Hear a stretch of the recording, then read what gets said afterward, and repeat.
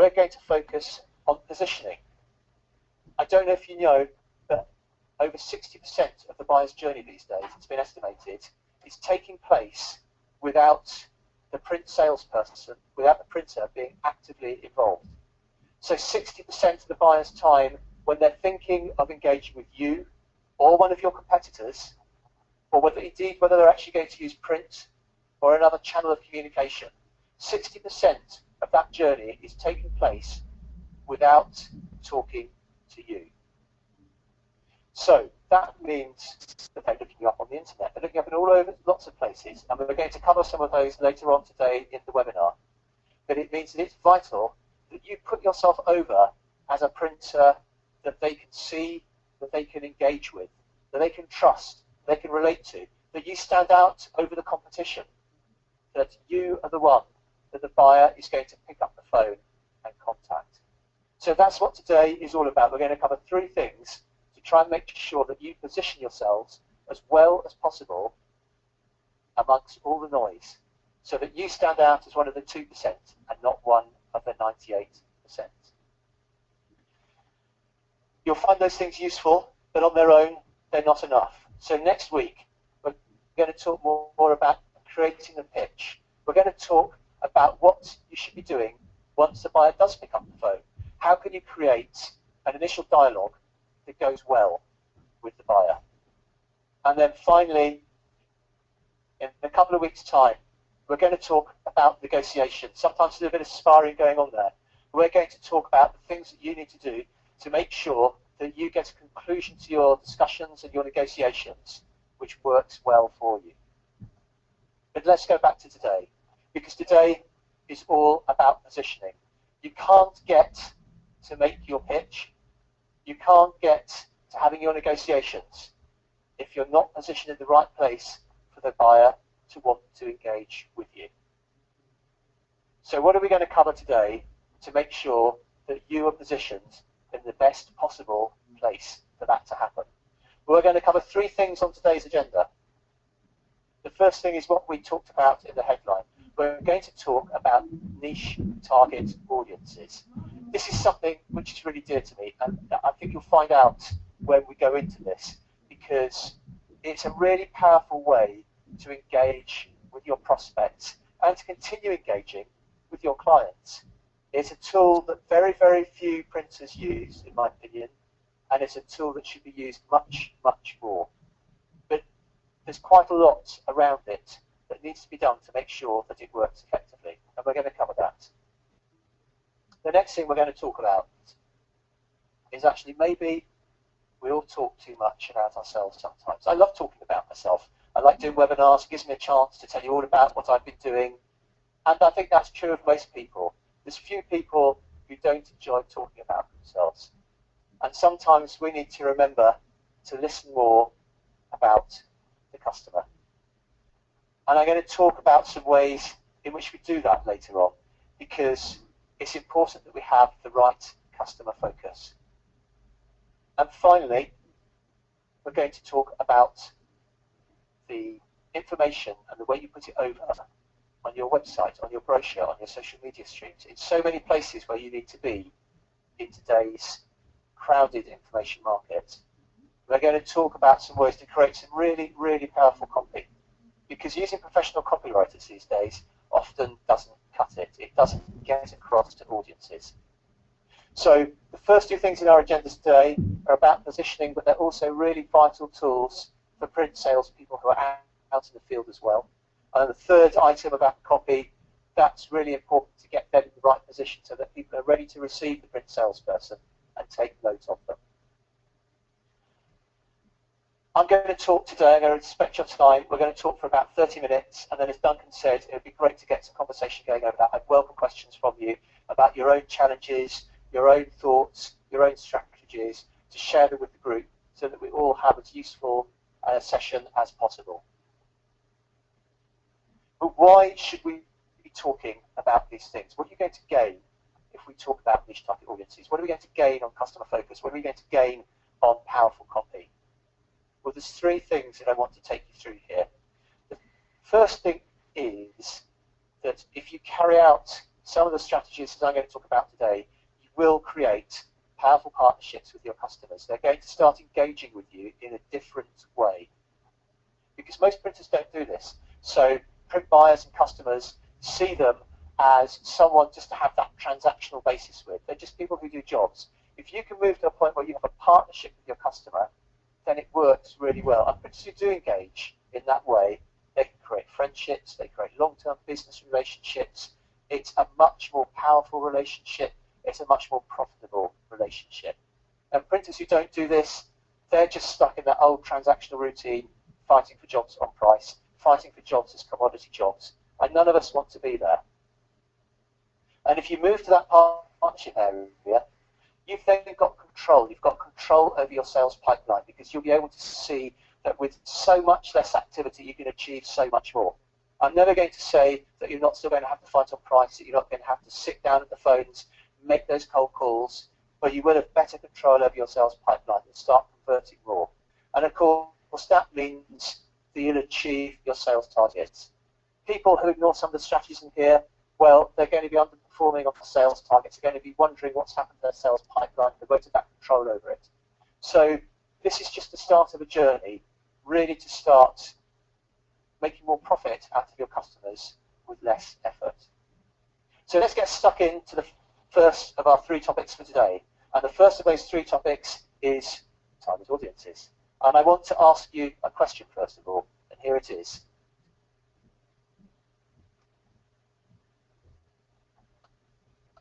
It's very easy for most customers to feel faceless, to feel part of a crowd. And there's a reason for this.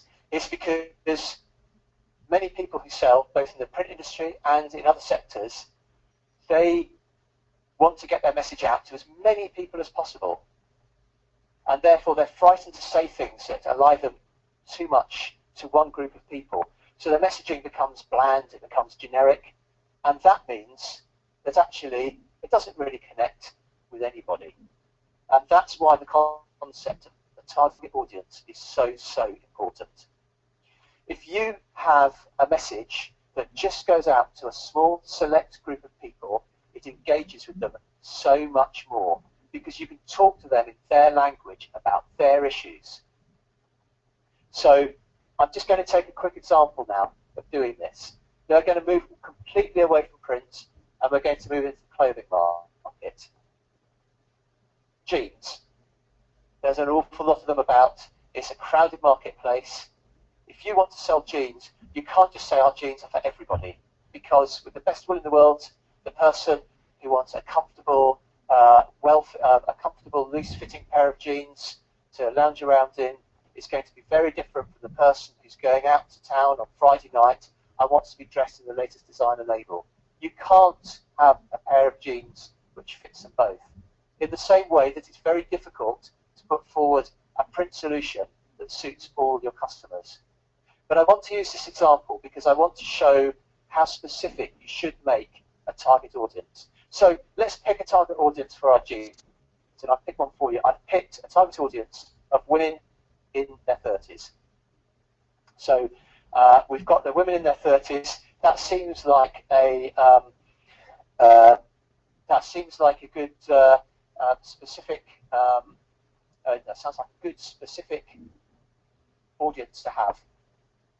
And we're going to have a picture of someone in our target audience. There we go. A woman in her 30s. She looks fairly fashionably dressed. Looks like she's maybe she's a student. Maybe she's looking for a fairly cheap pair of jeans that looks good on her. But we don't know. That could be a coffee table book in front of her. So maybe she is actually quite a well-to-do young lady who's not actually in work and wants an expensive pair of jeans that she can show off the latest designer labels. So 2 very different people, just that one person. And here's someone else as well, a very different type of person in their 30s. And that person is maybe looking for something a little quirkier, or maybe something a little looser fitting. But even though we have moved to a target audience of women in their 30s, we've still got some very, very different people within that audience. So I hope you can see that you really need to drill down. It's not just women in their 30s for this.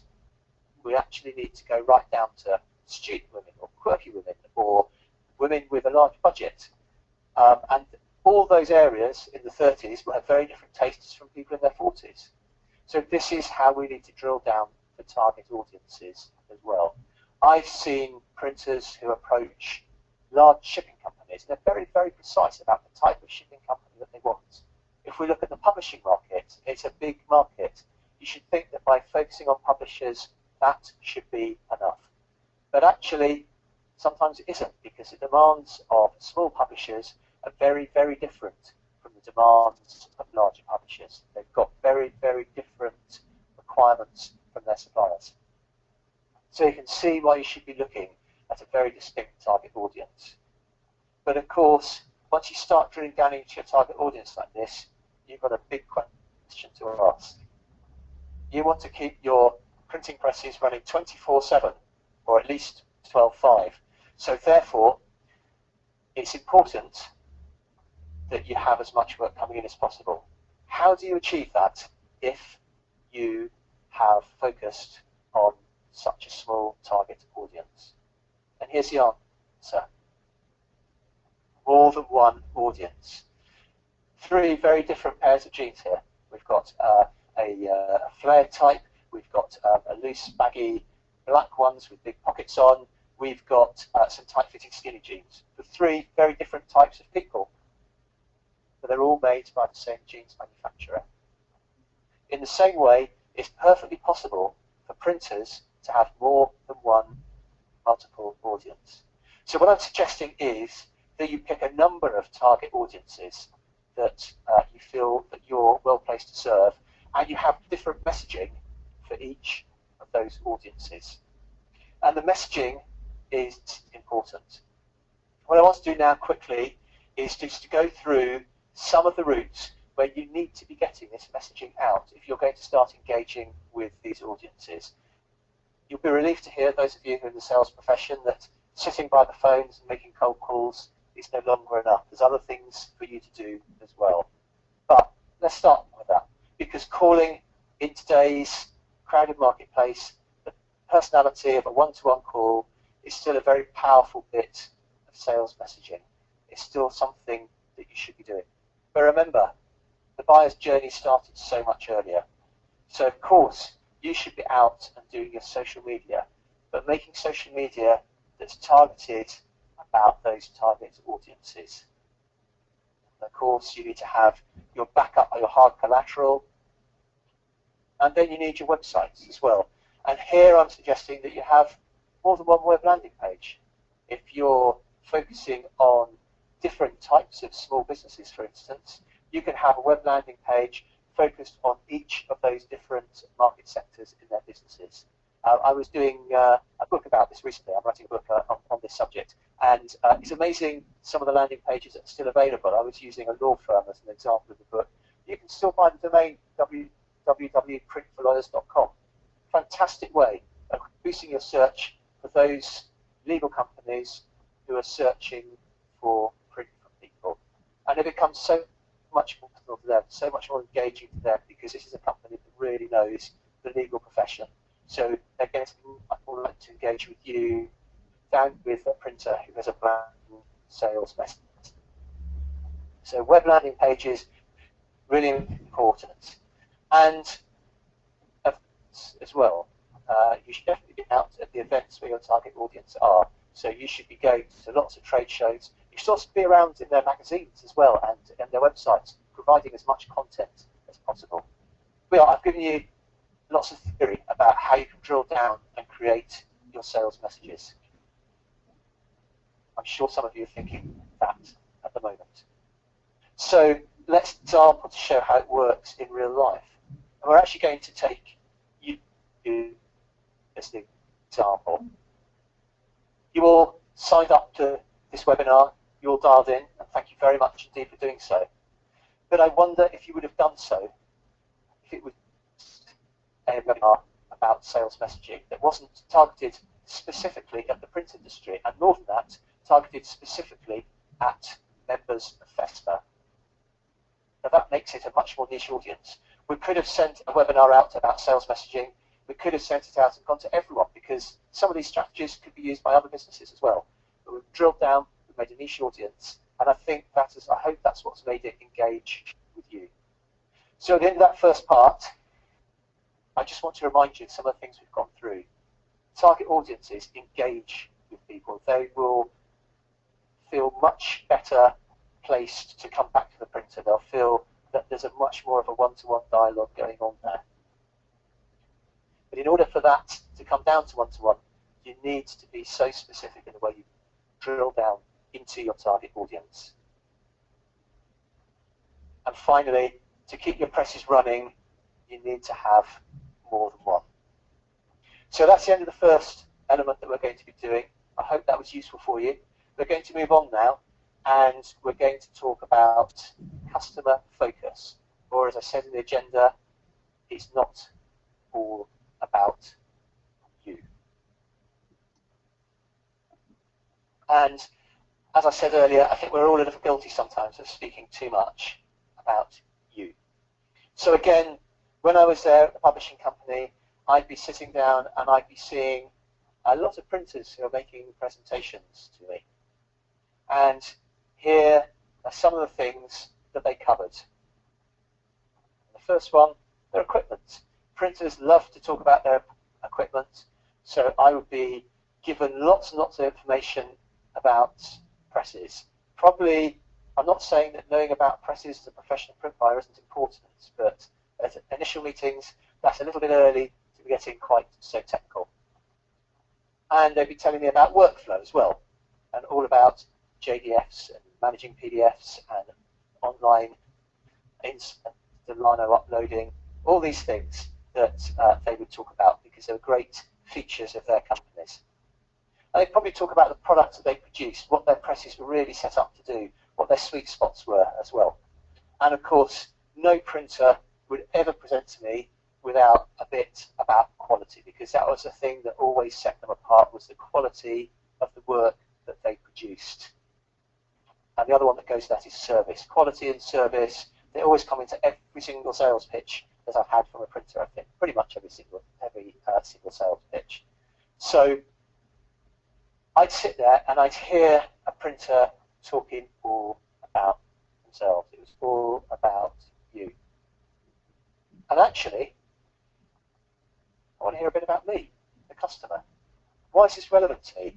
If a sales pitch is all about a customer, all about a printer, then the customer will again feel disengaged, and that can be very different for. Sorry, let me start again. That can be very difficult for a customer to manage. After a bit, they all say they all sound about the same again. So therefore, it's all about you, the printer, does not engage as well as when it's all about me, the customer. That's all very well for me to say that, but what do you actually say about the customer? And there's two ways I'll reply to that. First of all, you've drilled down into your target market, so you know about their market sector. You can talk about it with authority. But secondly, you can begin to talk to your customers about pain. So I want you to imagine for a moment that I've given you a £100 note, okay? And I want you to think about how you feel about that. Now, I hope that if any of you suddenly got a £100 note, whether it's from me or anybody else, you feel delighted, you feel very pleased about that. But it is a feeling, you know, that's great, I'd love to get £100 in that I wasn't expecting. That always makes me feel very, very pleased. But imagine then that you're walking on the street and you lost £100. How would you feel about that? You're certainly not going to feel happy. You're also going to feel a much, much stronger emotion of loss than the strength of the emotion for if you had gained that £100. So pain is a very powerful concept to sell to your customers on. What is it for your customers that they're suffering? What are the problems that they have? And how can you solve those problems. And some of them may not be directly related to print. I often use the example of a business card. I'm not buying a business card because I want a piece of card that's 54 by 84 millimeters with some print on it. I'm buying a business card because I want people to remember my contact details so that when they need to, they can contact me. And that's my true pain at that point. It's not how my business card looks, how it's laminated, it's how is someone going to remember my contact details. So my business cards have a QR code on them, and actually that's a pain relief for me. I can make sure that people scan my details on their phone whilst I'm talking to them, and that's a great piece of pain relief. However, again, I can hear you thinking maybe in the background, what about you?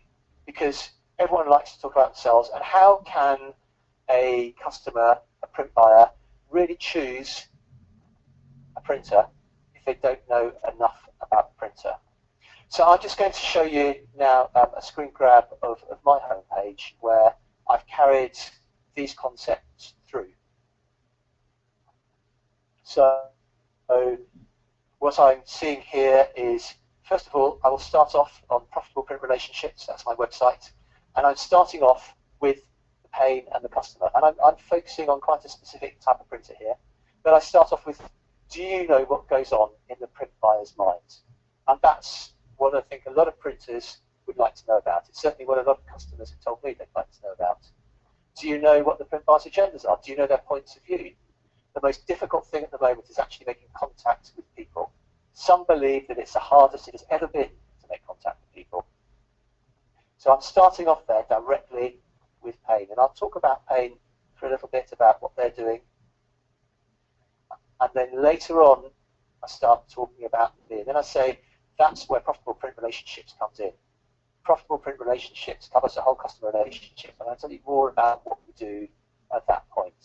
And it's the same for you. You need to engage with the customer first, by first of all focusing on target audience, and then focusing on the pains that they have, and then and only then should you be talking about you. So just to finish this section of the webinar off, remember it's not about you, it's about the customer. The best way to engage them, think about the challenges, the problems that they face. And you can then start introducing yourself later once you've engaged with the customer. So let's move on now to how you can engage the customer before you're even speaking with them. So the issue here is that you want to have brochures, you want to have websites, you want social media that engages with your prospects and your customers. I just want to show you that statistic again, 60%. That's the time that the buyer takes when they're thinking about choosing a supplier when they're not actually talking to you or your competitors. Now, I'm going to give an example of this. I actually was on this week on LinkedIn. There was an example there, in fact, it's been more than one example this week, of people going, I'm looking for suppliers. I'm looking for suppliers with certain, who can produce certain products, who can have certain attributes about them. And they're asking for advice on LinkedIn. So they're doing their customer journey first. They're starting to talk to people to get some recommendations first. And actually, in fact, I had someone yesterday who approached me to say, could I recommend them a supplier for which they had a very, very specific requirement. And they're starting their journey by talking to other people and getting some details from people that they can then contact. So this is way before you know that customer might or might not be on your radar. Let's go through that customer journey in more detail. That first bit on LinkedIn, buyers are doing research. And then they're probably going to be taking out referrals. That's the LinkedIn thing going, there's people coming to me, there's people going out on discussions on LinkedIn, asking for referrals for suppliers and ideas. But also, they might be attracted by the direct marketing that a supplier is doing. They might be attracted by the social media that a supplier is doing. So many different ways in which they can be looking at and engaging with a supplier before anyone has picked up the phone to them, before anyone is even potentially aware of their existence. So then they'll be going and looking at your website as well. And again, you're going to need engaging copy at that point. And then finally, we get contact. Now, sometimes it doesn't always work that way. Sometimes that contact is going to be from you, and it's going to be much further up that journey. But then the buyer is going to go away, and they're going to do their research. They're going to take out references from people. They're going to look at your direct marketing. They're going to look at your website. And they're going to do all that as well. And they're probably going to Google you as well. So actually, even if that contact happens earlier, there's still that large part of the customer journey that's going to take place. And you need to make sure at that point that you've got powerful copy that will engage with people. Powerful copy that's aimed at a niche target audience that you've drilled down into. Powerful copy that it has lots of pain for the customer, so that you understand the customer's pains and they're engaging with that. So that means that you've got to have powerful copywriting. So how do you actually get copy in these days? Let's look at the different routes of copywriting. Well, quite all the time, it's you who's doing it, or someone senior in the company. Sometimes we know somebody who could do it for us. We've got a friend or an acquaintance who we think can produce good copy. And then we may go on. Maybe you've got some design or some copywriting ability in-house. Maybe you're going to be doing your studio doing that for you as well. And finally, maybe it's the professional copywriter. And the trouble is that most of those routes don't work well. And that's because the copywriter or your friends or your studio or you all focus on one thing, you. So the copy becomes all about you. And we don't want it to do that. We want it to be all about the customer. And there's a lot of people out there who try to do really clever things in copy, trying to be really creative, and they're not always connecting. I came across a website the other day, and there was some beautifully written copy on there. But it was actually saying that this particular supplier had a heady cocktail of different offerings that they could make to their customers. And they were very well done, lots of great photography of different cocktails and lots of clever analogies in the copy. And it didn't connect with me at all. And I don't think it would have connected with any of their customers. So how do you connect with your customers? And the answer is simple. Interview your customers. They can produce your copy for you. Why should you interview your customers? Here's some reasons. First of all, they'll use great language. They'll use language that they're used to, and you will feel they'll use the right language for their particular concerns and pains. They'll be saying it how it really is, not how we imagine it is. We can't always express things in the right way, in the same way that our customers can express it. And that means that what they produce will be as powerful for other potential prospects as well. They'll express their pain, and they'll express the good things about your company as well. Now, maybe you'll be thinking, actually, I can do that really well as well. You know, I know all that. And sometimes we don't. I was writing some copy for a printer the other day, and I rang up some of their clients. And I thought that I understood the issues that their clients would have. I talked about them with the printer. You know, we kind of had everything in place there. And then I rang up the customers to do the interviews.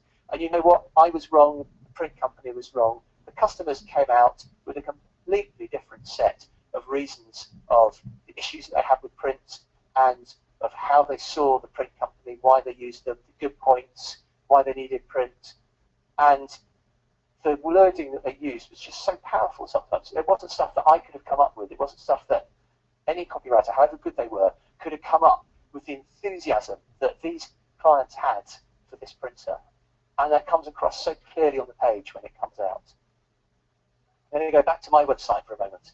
You remember that I read out to begin with, do you know what goes out in print buyers' minds? The most difficult thing is actually making contact with people. That wasn't something that I came up with. That wasn't something that a professional copywriter came up with. That was one of my clients saying that.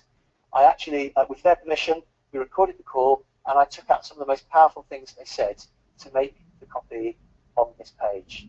And the real thing that was coming out of pain from that customer and others was the fact that they wanted to make contact with people better. and that's what comes through on that first bit of the website. And I wish I could take credit for doing some copywriting like that and coming out powerful sentences, but I can't. It's down to the clients. So one of the most powerful things you can do at the end of the day is to pick up the phone to one of your clients and say, can we spend a few minutes, ask them if you can record the call, and you will get some great copy and some great research for your company as well. So at the end of the copywriting section of this webinar, I'd just like to remind you of the 60% rule, the 60% of the buyer's journey that you have no control over, but you can have a bit more control over if you produce the right copy and engage with people in the right way when you're not around. But you have to remember, the old ways don't work anymore. The most powerful way now is to pick up the phone, talk to the people who are working with you, because they can come out with really good things. So just to close off the session of me speaking to you now, I just want to give you a quick call to action, please. There's 3 things that I'd like you to do as a result of listening to this webinar today. And the first thing I'd like to do, I'd like to go away and think about a target audience that would suit you well. I'd like you to go away, think about which target audience would be best for you, and go and define that target audience. Then go and find out about what their true issues are. And the best way to do that, talk to them. Have that phone call. Take them out to lunch maybe. But have that discussion with them and make sure that as you carry on the sales journey, both in your positioning and in your selling, that you use that customer wording. Use their words, not yours. And if you go along those lines, if you carry a route through those 3 areas, you can become part of the 2% of printers who will stand out when they pick up the phone and they talk to print buyers. So thank you very much indeed for listening to that. I've just listed here a few of the ways in which you can contact me or follow me. So do feel free to drop me an email if you wish after the webinar. I hope you'll have lots of questions that you'll ask on the webinar itself. And Duncan's going to moderate those in a moment. You can follow me on Twitter. Please connect with me on LinkedIn. If you're on Google+, I'm on there as well. And finally, go to my website, find out more about what I do, www.profitableprintrelationships.com. Thank you very much indeed for that. I am now going to pass this back to Duncan. So that's going over to him now. And Duncan's going to take the session over now. He's going to manage some questions, and I'd be delighted to try and ask some of the answer some of the questions that you may have. Duncan, do you have control okay now? Yeah, I've certainly got a voice, and I'm just bringing control back to myself. So thank you for that, Matthew. I think we'll all agree that that was a very useful session with some practical tips there. Just before we go into questions, apologies to all.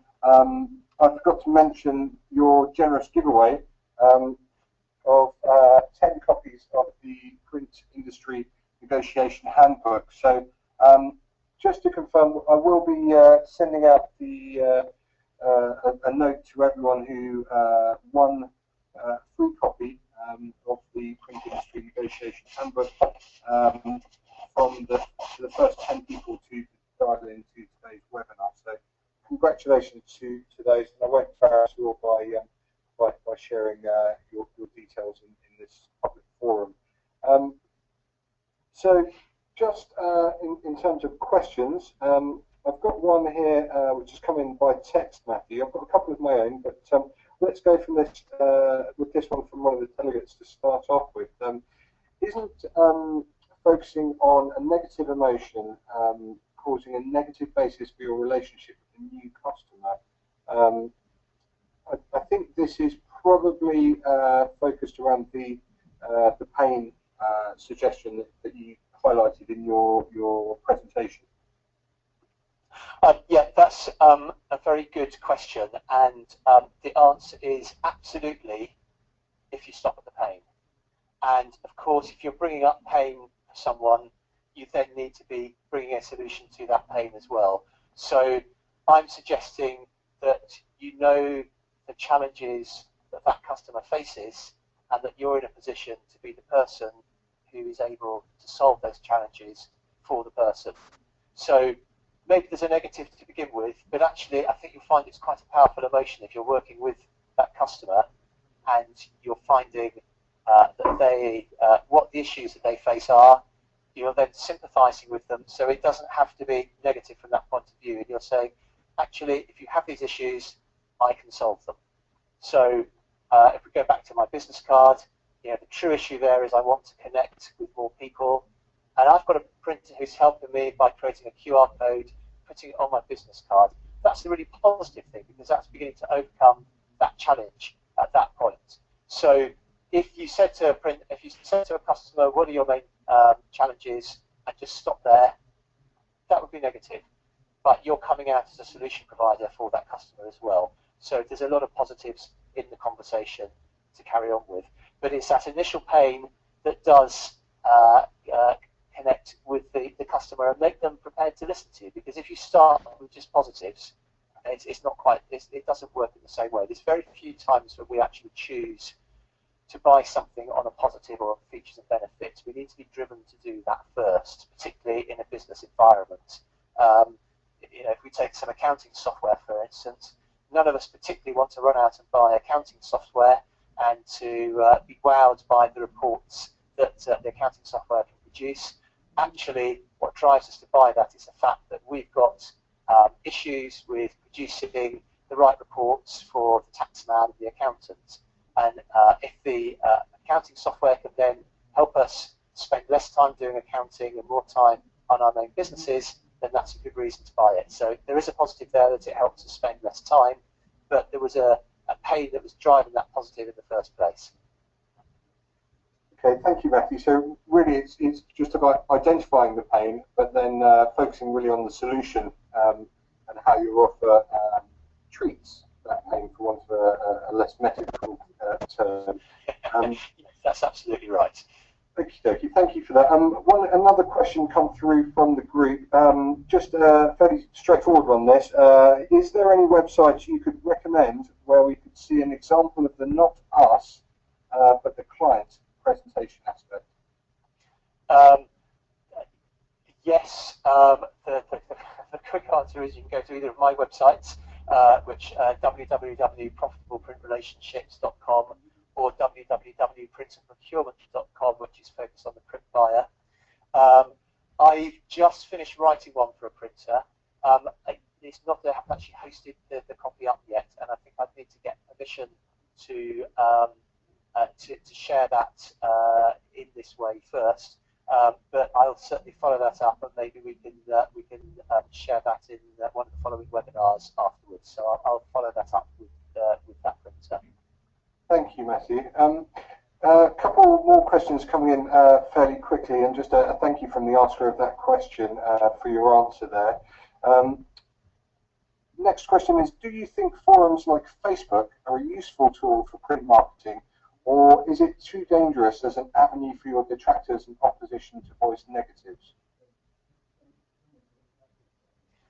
That seems to be a concern of a lot of people at the moment. I'm actually just doing a social media strategy for a printer at the moment, and the biggest concern that they had was, am I going to face a lot of flack? Am I going to face a lot of negative criticism?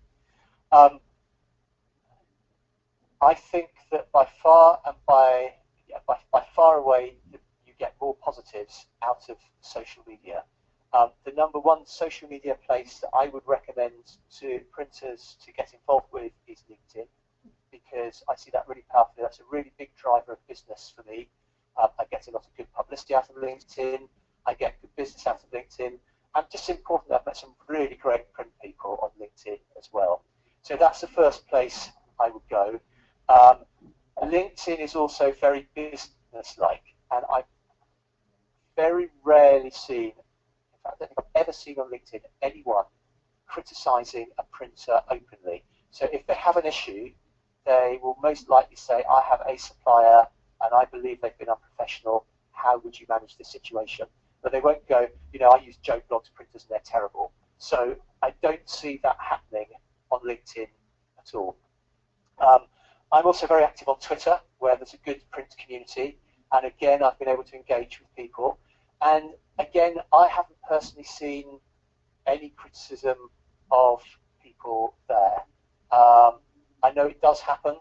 I think the important thing that you have at that point is to say that if you're monitoring your Twitter streams, if you're monitoring your social media streams, you have a good opportunity to put that right straight away. And we all remember the printer who's messed up and put it right in exactly the right way. They're the people who you really want to deal with next time, because you know if there is a problem, they're going to sort it, and they're going to sort it well. So if you can show that you're sorting something out well on a social media stream, you will tend to go up in people's estimations. So I know there's examples of some major brands out there, and there's some, and someone will put out an issue and they'll deal with it straight away, and people immediately focus on that and they go, you know, this particular brand is doing really, really well because they are dealing with people's issues. And there's others where people say, I've got a problem, and nothing happens. And then that's really bad. So if you're going to go on social media, you've got to get involved. The other issue I'd say, and the other thing I'd say here is I don't have huge experience of Facebook. I've just started my Facebook page. I've not put it on my slide at the moment because it's not an active page at the moment. So I haven't got experience of Facebook yet in terms of the print industry. I'd say Facebook is the place where I've seen more negative comments out of any of the social media streams. However, whether you have your own social media stream or not, you're still, I believe, a chance where you can be criticised by people. And if you're not in social media, you're never actually going to see that criticism. So being active in social media is going to give you a better chance of managing any negative situations.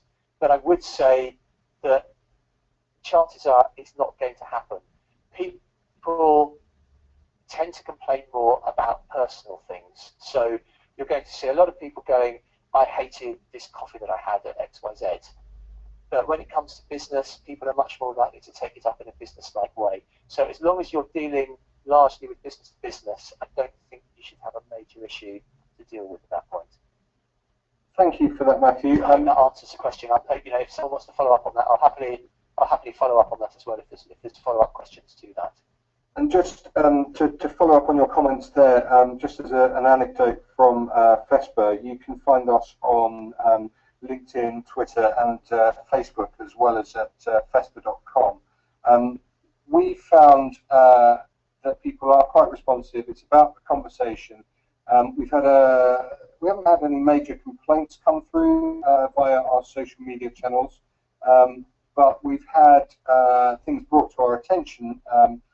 One relatively recent example was a spelling mistake in a foreign language in an event promotion, and that was brought to our attention. We were able to answer it immediately and also to rectify our spelling error. So that was, a complaint isn't really the right word, but it's certainly an opportunity for us to A, get feedback, and B, act on that feedback, and C, be seen to act on that feedback. And I think that that is a useful way to do it. There are facilities if someone, as Matthew says, I think it's highly unlikely that it would happen, but if someone was really, really detracting from you or being derogatory about you on your Facebook page, for example, you can block them, although that's obviously a fairly extreme step to take. Can I jump in with a couple of other bits as well, Duncan? Of course, just before you do, Matthew, I'm conscious that we're coming towards the end of our allotted hour, and we have 2 more questions to rattle through. So if fine, let's move to those instead then. That's fine. No, that's fine. Let's move on to those other questions. Okay. So 2 questions. Okay, so we've got 2. I'm going to go with them in date order. I'm conscious some of these might take a little bit longer to answer, so it might be worth following up offline or outside of this forum. But First up, could you give us a methodology to initiate an effective research to recognise our customers' pain? How do we identify a customer's pain? Okay. Yes, I can, but probably not in the time that we have on this webinar. That would probably be a whole subject in itself. The quick answer to that is ask your customer what they're seeing. The other quick answer is I'm writing a book which covers that. I hope that's not too much self-promotion there, especially this book's not available yet. If that particular person wants to email me afterwards, I will try and share some ideas with them. Okay. I just to confirm, I agree with talking to customers. So ask them, and most people are quite happy to, in general conversation about their business, talk about some of the challenges and areas that they have ambitions for. Final question for today's session. Do you believe in the power of printed material, such as a brochure, a newsletter, etc., as we only have some minutes to convince the potential customer? Remember that you have more than some minutes, because that customer journey is happening before you're there with them. So the key thing is the power of your message, and different customers will take that message on board through different routes. So whether we like it or not, we're now in a multi-channel world. Some people will want to read the website, some people want to read the blog or the social media, others will still like the printed piece. So the power of the brochure is there. It should be able to be something that people look at. Now, if you read your brochures, it's only going to be a percentage of people who choose to read that brochure, but there will be a percentage. So I think it's still important to have it. It also reflects the fact that you can actually print and you can actually put ink on paper or ink on substrate in an effective way. So I think it's an important thing to have, but it's pointless if it's all about you and if it's generic. So I think you have to look at having different brochures for different target audiences with the right messaging in them. Then they're much more likely to engage with it. The other thing is put some useful information in it, give them a reason to keep it. So if there's an extract from a white paper in there, or if there's some useful technical terminology or some useful, interesting industry facts about why that particular sector should still use print, then it's going to get read.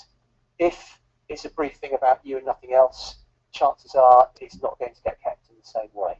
So I hope that gives some tips to make sure that the brochures carry on and give you a longer chance to engage with the customer.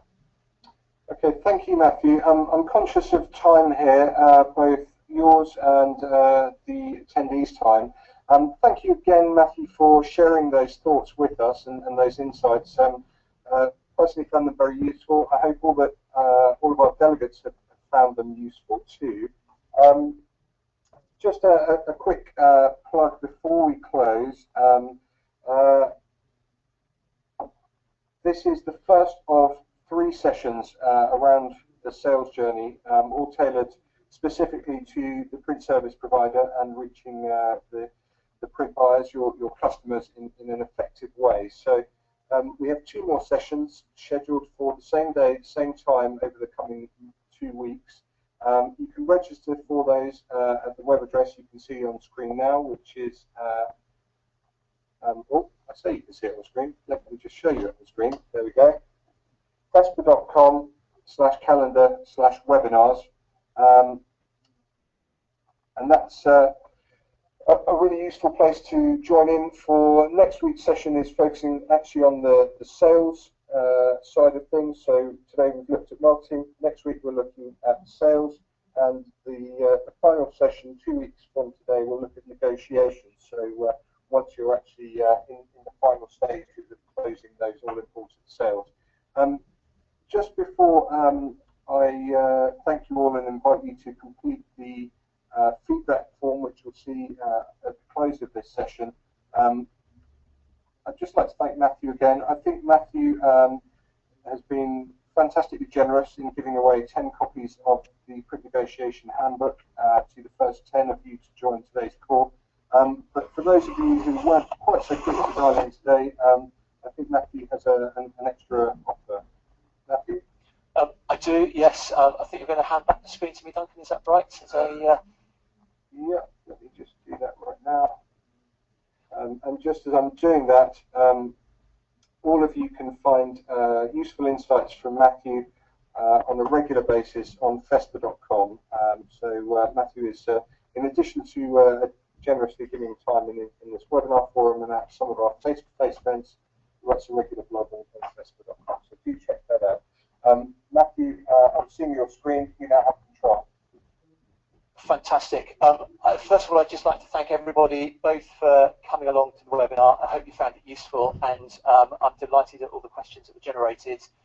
If you have more, please email me or email Duncan, and we will get back to you on them. I'd love to stay in touch with you. I hope you'll be coming along to the next 2 webinars in this series.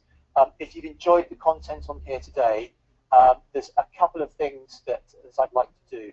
The first thing is I'd like to go to my website, which is www.profitableprintrelationships.com. The first page is up here. I write a blog every fortnight, and I send out resource articles to people on there as well. So, and I'm giving away a free ebook called 10 Common Print Line Sellers. Sorry, let's start that one again. 10 Common Print Selling Errors and what to do about them. You can see, hopefully, my cursor circling it. It's on the top right-hand part of the homepage. Click on the book there. You're taken through to a form. You can then get a free copy of the PDF book to download, and you'll be signed up to get the regular newsletter. If you decide it's not for you, you can unsubscribe at any time. So, you know, it'd be a great way to keep in touch, and I'll keep sending you articles which are all based on these issues that we're talking over this webinar series. They're all practical articles with things that you can put into practice to change your business and to look at and to make things hopefully easier for you. The second thing is 10 lucky people have got a copy of the Print Industry Negotiation Handbook. For those of you who've won that, you'll get an email from Duncan, and the book is a PDF book, and you'll be sent a link to download that. If you weren't one of the lucky ones, what I've done is to give you an opportunity to buy the book. The book comes in 2 versions. There's a premium version which has a full audio book and some very useful negotiation checklists. If, when you buy the book, you enter the code FESPA in capital letters, you can buy the premium version for the standard price. So again, if you go to the website, if you click on this tab here, Print Industry Negotiation Handbook, that will take you through to the sales page. You can find out all about the book there and look at some of the sales techniques we've been talking about today as well. It was done by interviewing someone. It starts off hopefully being all about the customer, and then I'll tell you a bit more about the book, some of the ideas it contains, 7-step negotiation, partnership, preparation, a 4-stage goal-setting system. You'll find out much more about some of the issues of negotiation on our 3rd webinar. Some experiences from people who've used it, and then all the questions about it as well. Scroll down to the bottom, you'll find out about the bonuses as well, and then just click the buy button, and you'll be taken through to the page. If you click on the premium version, the page is hopefully coming up now. Just enter, here you can see it, enter FESPA in the discount groups there, and you can see your discounts have been applied straight away. So it would be great if you want to find out more about negotiation. I think you'll find it a really useful book, and it would be great if you wanted to get a copy of this. It's a PDF book and an audio version as well, and I think there's a lot in it there. It's all a lot of examples from the print industry. But even if you don't want to do that, please go to the website and sign up for the 10 common print selling errors and what to do about them.